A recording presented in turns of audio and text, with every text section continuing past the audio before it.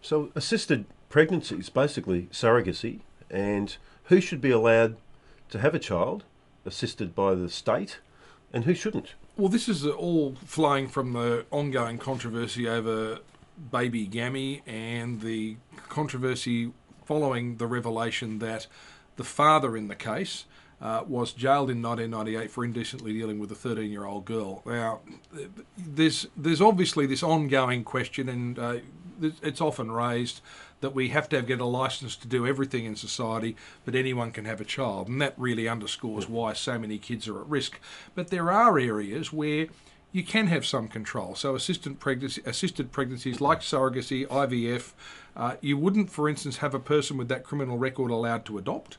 Wouldn't be allowed to work in a childcare centre. Wouldn't be allowed to Teach children anywhere. coach children. So, and yet, if you've got any regulations, why should that person? Why should they be? Why, especially someone in his 50s who's got that background? Why would you want to be raising a baby girl? Well, there's no guarantee that he wouldn't be a repeat offender, and there's a lot of science behind the notion that some of these pedophiles who have acted in that way will continue acting again because they can't help themselves. Now, when it comes to having babies in this country, we seem to have rules and regulations and permits and licences for just about anything you want to do, right? You can't drive a car on the road without a licence. You can't get married without a licence. And yet, you can go out and you can conceive children and have them, and there's no guarantee on how you'll bring them up and how you'll raise them.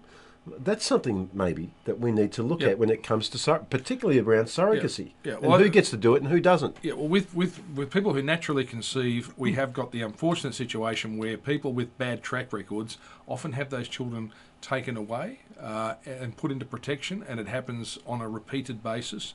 Often they're not because the kids slip through the cracks and there's tragedy.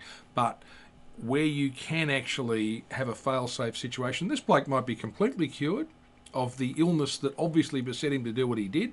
He may going to be a perfect father, but I don't think the risk is big enough to allow it to happen. If there's a circumstance where you can stop it, we should be putting in rules and regulations in place to prevent even one or two kids being abused. It'll be worth it. And don't forget, in the surrogacy industry around the world, this is not just a one-off case or a new case. There's been a lot of instances where people have asked, "Oh, we'd like a girl, thanks." And they turn up and discover they've been given a boy instead because that's how it went. And they go, "Well, look, sorry, we're just going to leave the baby in the hospital." So there needs to be some sort of regulation around this, and very, very quickly.